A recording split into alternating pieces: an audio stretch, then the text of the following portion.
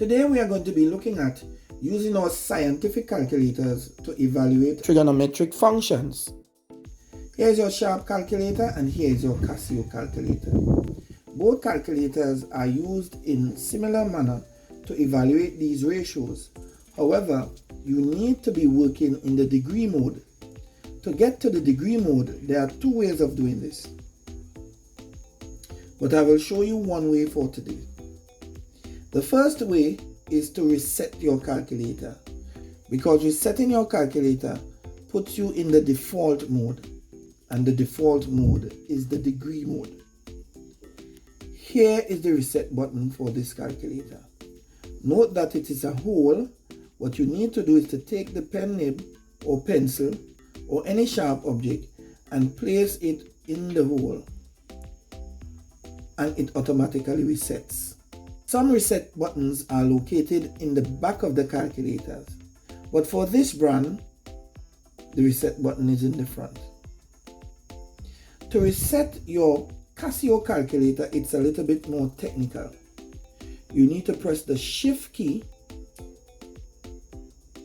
and the Mode key. Note that there are three modes listed here. You select number 3 for all. Then you press the equal sign twice and your calculator is reset. Now let us work with the Sharp calculator, since both can compute the functions in the same manner. Let us see the ratios. The ratios are the sine, cos, and tan. These are located in the same order on your calculators. Here is your sine, here is your cos, and here is your tan. We have already discussed how to reset your calculators. So let us now look at inputting values. Suppose if I wanted to input the sine of 45, I would press the function first, sine 45 equals. So the sine of 45 will give you this digit. If I wanted to input the cos of 60, I press the function first, cos 60 equals. So that the cos of 60 is 0.5. Clear my calculator. Suppose if I wanted to input the tan of 75, then I press tan 75 equals. And this will give me the tan of 75. Now let us look at the inverse ratios. The sine inverse a half is input as follows. Let's clear our calculators. You press second function, sine function, and note that your display is sine written to the power of -1. That signifies sine inverse. Then you put in your half as a fraction, 1 over 2. So sine inverse a half will give me 30 degrees. Let us input cos inverse 3/4. In similar manner, I press second function, cos. Observe that the cos is written to the power of -1 as well. This means cos inverse, and I input 3/4 as a fraction, equals. So this will give me the cos inverse of 3/4. Note that when we round it off to 2 decimal places, we will have 41.41 degrees. Now let's look at tan inverse 1. We press second function, tan 1, and this will give me 45. So that the inverse tan of 1 is 45 degrees. Let's look at a worked example. Here you were required to find the length of BC. By now you may have recognized that this is the cosine rule.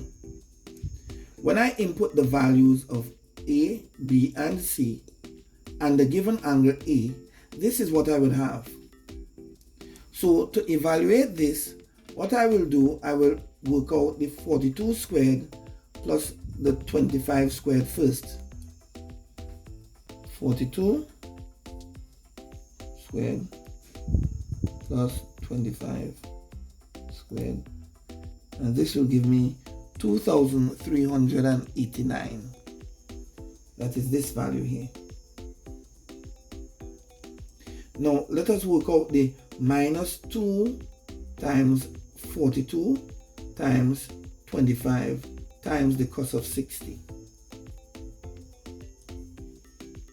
We press 2, plus or minus sign, multiplied by 42,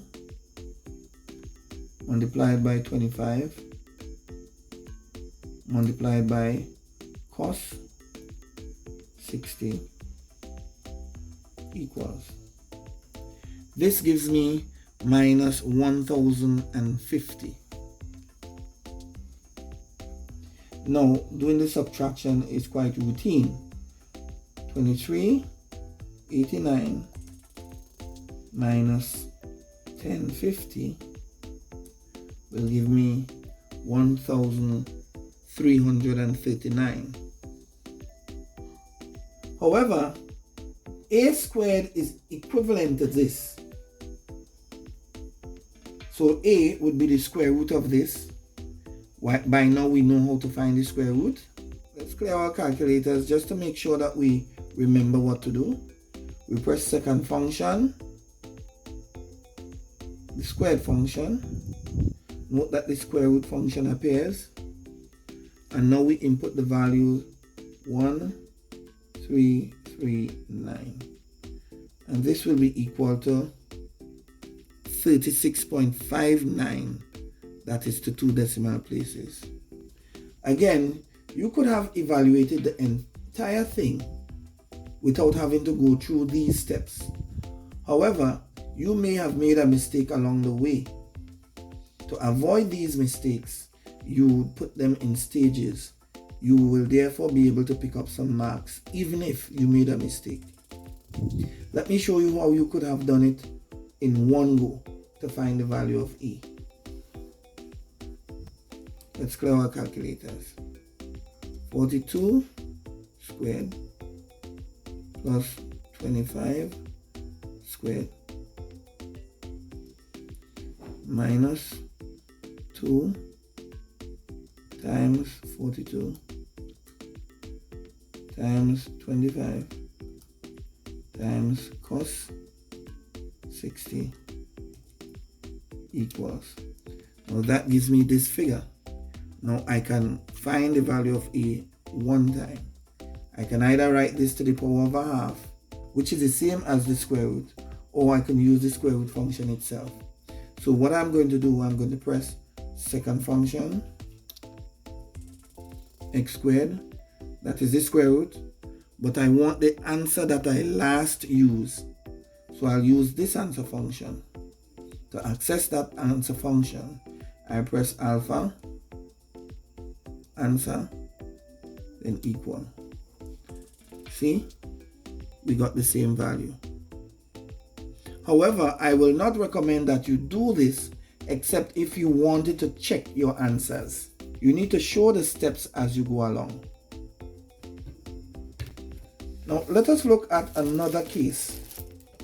In this case, we saw the application of the sine rule. Here you were given this side and this angle, and we transpose the formula to give me this. But because this video is focused on using the calculators, I am going to show you how you move from this stage to this stage. So let us input the value. We have 25 sine 30 divided by 14 equals. Now we want the sine inverse of this.